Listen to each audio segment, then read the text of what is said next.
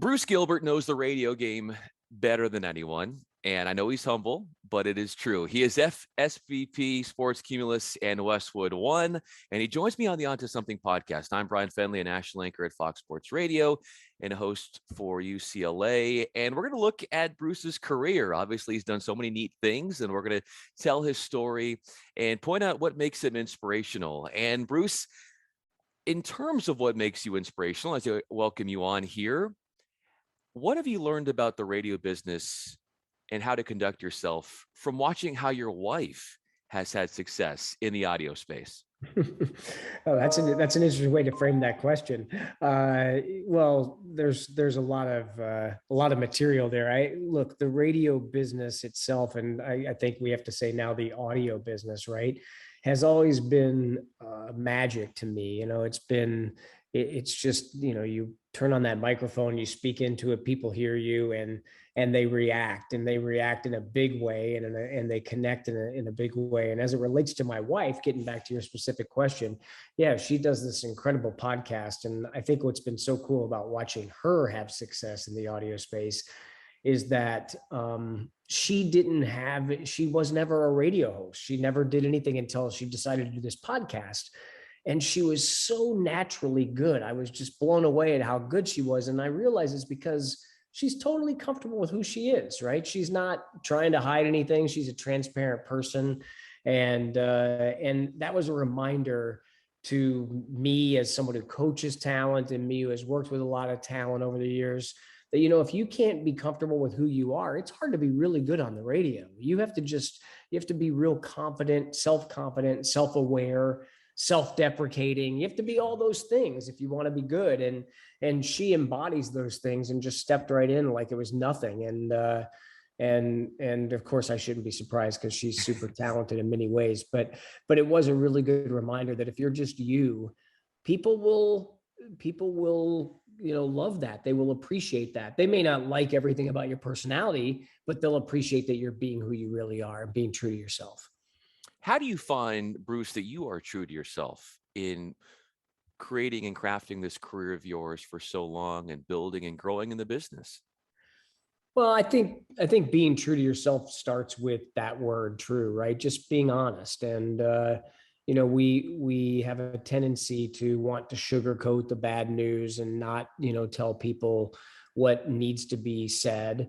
And that's not fun. And it's not a fun part of the management job, but it's been proven time and time again to me that while people may not like a certain message at a certain time, as time goes by, I can't tell you how many people months or years after I've had to have a tough discussion or even remove somebody from a situation, they've come back to tell me how much they appreciated that I was candid with them and I was honest with them, and it wasn't personal. Because that's the other thing. Just don't ever make it personal. This is a business, right? And there are things that we believe are effective in how we operate this business. And we're going to try to teach those things. And sometimes they work out, sometimes they don't. But really, it's all about just, being honest with people. People, a lot of people say they don't want the feedback or they don't, they'd rather not know, but people do want to know. I want to know. I want to know what my bosses think of me, right? I want to know if they think I'm doing a good job or not. I think we all inherently want to know that we're pleasing our bosses. We're doing the things that they believe are going to help the company and help our situation. So I think it begins and ends with just, being honest and being straightforward. Bruce Gilbert is with us. I'm Bryan Fenley. As far as being honest, as far as being that great communicator you are, I think we find so many times in this business, people are in the communication business and there is a lack of communication. And so much of it is about your approach and how you, like you said, have difficult conversations with folks. Where did you learn that? Your approach and doing it the way you do? Because there's some people that do it in a much different way. But your way seems to be such a great way, considering the relationships and the network that you have. Well, thanks. I appreciate that. I think, look, it starts with, as we've said, being true to yourself, but it also, to me, what I learned, and look, I worked for a lot of really great people, right? We all draw from the people that we work for. And one of the things early in my career I realized is that I wasn't very good on the air, so I was probably going to have to get into management, right? And I started, looking at all the bosses that I had, and I had several different ones. Some I liked a lot more than others, and each one of those bosses sort of gave me a blueprint of, I really like that she does this as a boss. And if I ever get this job, I'm going to copy that, or I'm going to frame it into my own thing. And then a couple of bosses, I was like, I really hate how they do that. I'm going to make sure I never do that if I get to be a boss. But then over time, I think, to specifically answer your question, Bryan, what it really came down to was, it's not about what I want. It's not even about what I believe, even though I have some strong philosophies. It's about helping the person that you're working with understand why you think something is important. So that it's not do it this way because I've been doing this for 30 years and I know this is the way that works. No, that's not an effective message. The effective message is, my experience tells me that if you try to do it this way, you might have more success. Maybe not, maybe it won't work for you, but let's try it. Let's see how it goes. And then we'll circle back and we'll have a conversation about it. And you find that place, because what we do on air, on a podcast, on a pregame show or postgame show, it's all very subjective. There isn't any specific right or wrong. All we know is that when it's right, it's really good and people connect and it's effective. But sometimes you got to, trial and error and find it there. So to me, the number one thing is always helping people understand why you think something is important. If I'm going to ask you to do something, I owe it to you to tell you why I think you should do it. And playing off that, what is important to you? Well, I think we've touched on some of those things. I think most important is for people to be themselves, and that's critical, because by being yourself, you're not going to do it the same way I would do it. And I'm perfectly okay with that. But it helps us find that common ground of, okay, you're you, that's how you do you, but let's not forget these basic principles, right? That matter, because we're being evaluated through a rating system, or we're being evaluated by certain criteria within our company. And we work together on those things. And I might say, if I was trying to meet that criteria, I would do this, but that may not work for you. What do you think? And then it becomes a conversation. I think the most effective coaching and the most effective growth comes out of just conversation, back and forth, asking each other questions, not saying, do it this way, do it that way. You can't do it this way. You can't do it that way. Just, I would try this. Does that make sense to you? Oh, it doesn't. Well, what about this? And you get there eventually. It really is about ongoing and open communication. I'm sure you have a lot of ongoing open communication with Howard Deneroff and the juggernaut that you are building with Westwood One. What is it like working with him and growing and just continuing to see what you guys are doing in that space flourish? So that's one of the great things about my job, is I've been able to work with some amazing people through the years. John Martin was our executive producer at ESPN and did all of our play-by-play. And John is amazing. And then I get to Westwood One and I meet Howie and I'm like, oh my God, this guy is a legend, and Chief John Martin was a legend at ESPN. Howie was a legend at Westwood One. And I've gotten to the front seat to watch both of them work. But it's interesting because you bring up Howie's name and I can't help it. I mean, he's unbelievable. The guy works so many hours. He produces these games. He's got a steel trap of a mind. He remembers things, it'll be in the course of a game and it'll be, third down in the third quarter. And I'll go, I remember a situation like this in, 1984. And it's like, oh my God. And then if you check him on it, he's right. It's like, it's scary. But back to your point, I mean, we are still, and this is what I love about this business, we're still only as good as the people that we have. Right. And that was one thing I was taught early in my career from some of the people that I admire and some of my mentors, is hire people smarter than you, get out of their way, let them do their job. Howie's definitely one of those guys. He's got a great team. And, what I love about what we've done at Westwood One, and Howie's the real driver of this, is we've kept a lot of things at its core very, very comfortable and common. But we have also evolved, and that may be subtle. It may not be as noticeable in some areas, but, as the game has changed a little bit, as, sports gambling has come into play, as certain things have started to infiltrate our marketplace, I think we've done a pretty good job of keeping up with that. And it's really fun to have the properties that we have, the NFL and the NCAA. Those are just such tentpole major events, and it's exciting. I still don't take it for granted. When I get the opportunity to go to some of those games, or when I'm at the Super Bowl, I still pinch myself because here's this, little small town guy from Wisconsin, and I'm at the freaking Super Bowl. It's like, and if I ever get to the point where I take it for granted, it's time to quit. I still find that to be super special. Bruce Gilbert is my guest on the Onto Something podcast, SVP Sports Cumulus and Westwood One. I'm Bryan Fenley with Fox Sports Radio. What goes into the planning from a Westwood One perspective with the NCAA tournament? Yeah, that's the hardest thing we do every year. I mean, it's just because it's so many games in such a short time window.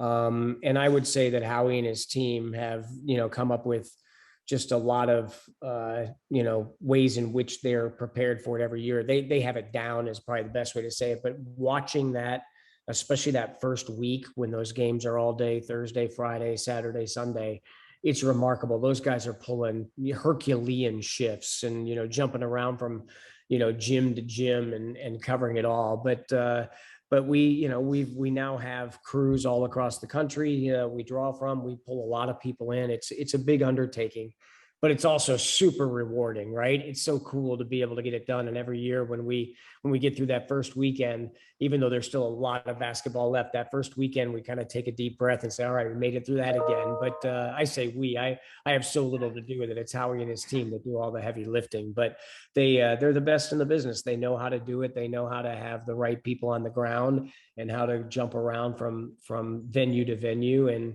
it creates a really exciting time. Also, probably an exciting time is to know that you are in a field that your dad has had so much success in. How rewarding is that for you?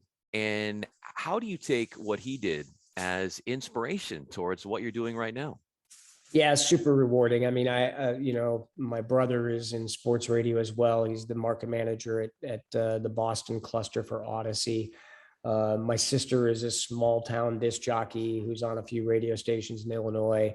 And, we all, when we get together, we all realize that, we're heavily influenced by our father, who just always allowed us to hang out at the radio stations that he worked at when we were little kids. And that's when I fell in love with the magic of it, getting to be there as a little boy and watch these guys, talking to a microphone.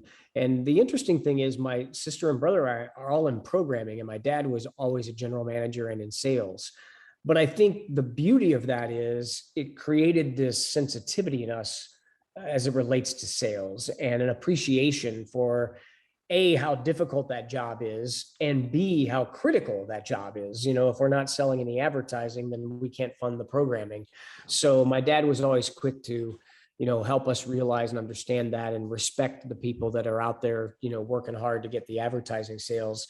Because at a time, I've been doing this a long time. There was a period there when I first got in the business where it was like the vogue thing was for the programming people to hate the salespeople and vice versa. And thankfully that's really changed. And this more symbiotic relationship has, I think, helped companies, become much more successful. And I'm glad I learned that early and often from my dad. But yeah, he's been a fantastic influence, as has my mom. My mom was not in the radio business, but she was the disciplinarian. So if any of us got a little too egocentric about our radio aspirations and our radio talents, she would knock us back down to size. So I have terrific parents who taught us all well, but no question, I wouldn't be here without his influence and without his really just his positive attitude. My dad is one of those guys that just loves all people, can talk to anybody. And I think that really helped all of us, understand that this is a people business and you treat people right and good things can happen. How much of your drive is tied to not wanting to let him down and to preserve the legacy that he has had in this biz? That's really that's a great question, man, because for years all of us worked for our dad. And I think, I, for one, remember thinking, am I even good enough to work for anybody else? Or is my dad just, letting me be a charity case?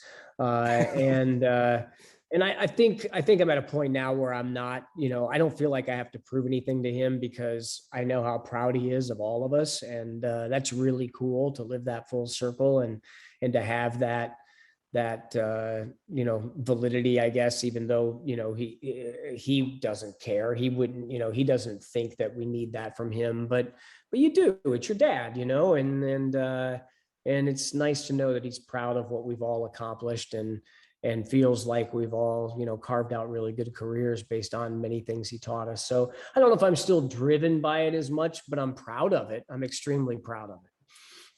Within yourself, where do you find you feeling that validity in your work, in your craft? And when does that come out the most?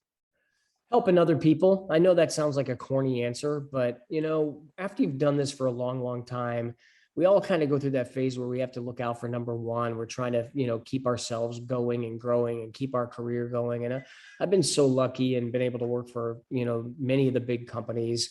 And now I'm just at a point where it's like, I can look at younger people, or really doesn't matter what their age is, people that are newer to the business. And when I feel like I can really help them, even if it's in a different company, not even in our own company, to me, that's what it's about. It's like taking what you've learned, the experience you have, the things that you've seen work, and sharing them with people, especially people. And there's a lot of people that really want that, and when someone really wants that, it's magical. It's wonderful to do that.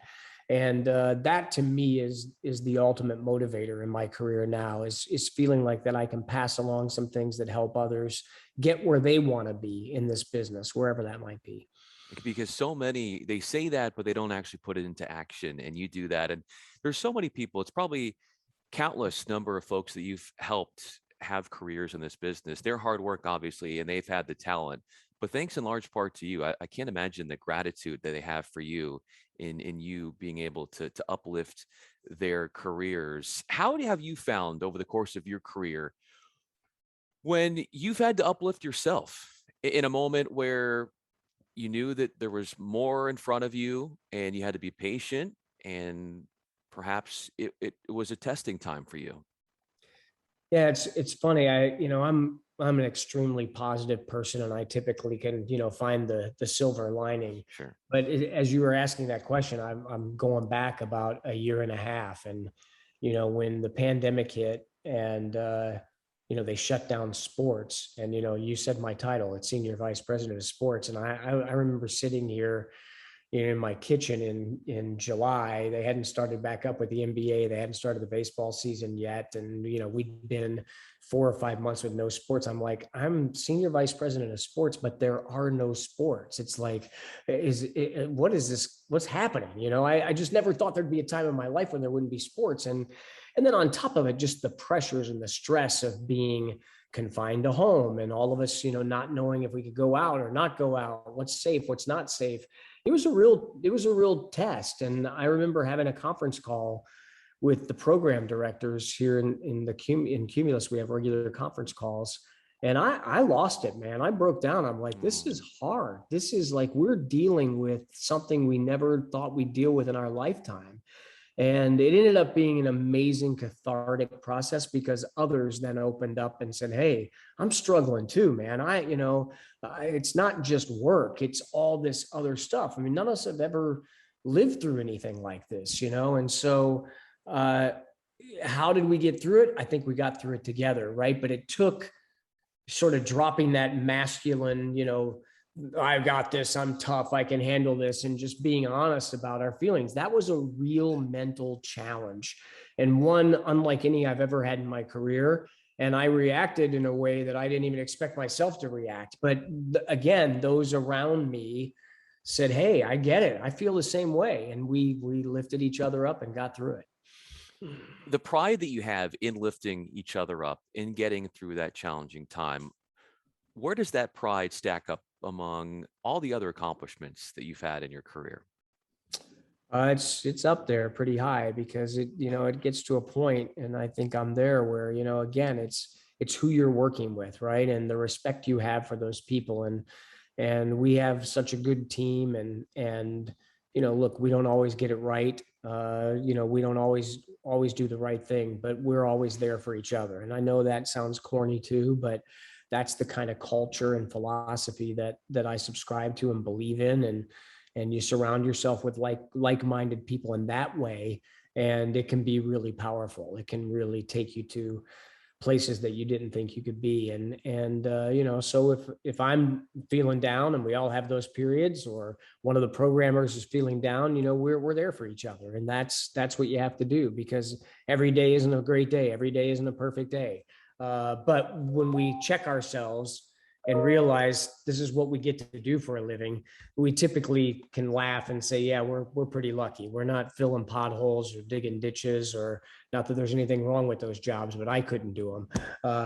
So we're pretty lucky to have each other and to have the jobs that we have. And that's what we go with. And that is a huge sense of pride. I mean, pride comes from winning. Pride comes from a lot of places, but I think it comes mostly from your team and your people, and helping each other get through whatever everyone's going through.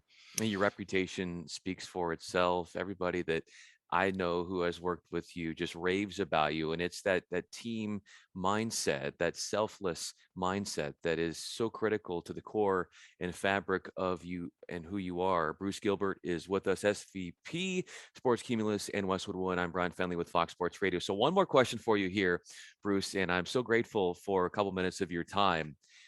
In you finding your calling and knowing this is what you are meant to do in life, to see how far you've come, what would that Bruce Gilbert, who's 17, 18 years old, if he knew the places he would go, what would he be thinking to himself if only he knew what he would become one day? I would have never believed it if you would have told me when I was 17 I would get to do all of these things and have the career I've had in this business. I feel extremely lucky and blessed, and I don't, you couldn't have convinced me that this could happen to me. And again, if without a lot of things falling into place, timing, people, bosses, people that believed in me, people that took chances on me, I've been very, very lucky. And I'd like to think that I guess I think opportunistic would be the word I would use, right? When I saw opportunities, I raised my hand, never shied away from the work. That was the other thing my dad instilled in us: work hard. As long as you're getting paid, you give it your all. And I think those things served me well. So it's a combination of how I was brought up, and timing and luck, and great people that I worked with that I learned tremendous things from. And I would have never believed it. And I still don't. I mean, I've been so lucky to have such a great career and to meet so many incredible people and learn from a lot of people. And so, yeah, it's been a good ride, man. I hope I get to continue on this ride for a lot longer. I still feel like I have a lot in the tank, so don't bury me yet. No. You say you're lucky. I think that's just your version of being humble, which is such an important characteristic and trait of who you are. Lucky to have you talk about your career and have you on with this conversation. And you can't hide talent, and that came out with you. And now that talent is in full bloom in this audio space, and the space in the industry is better off because of it. Bruce Gilbert with Sports Cumulus and Westwood One. I'm Bryan Fenley with Fox Sports Radio. Really appreciate the conversation, Bruce. This was a lot of fun. Bryan, I appreciate it. Thank you for taking the time. Really good to see you again. Good to visit.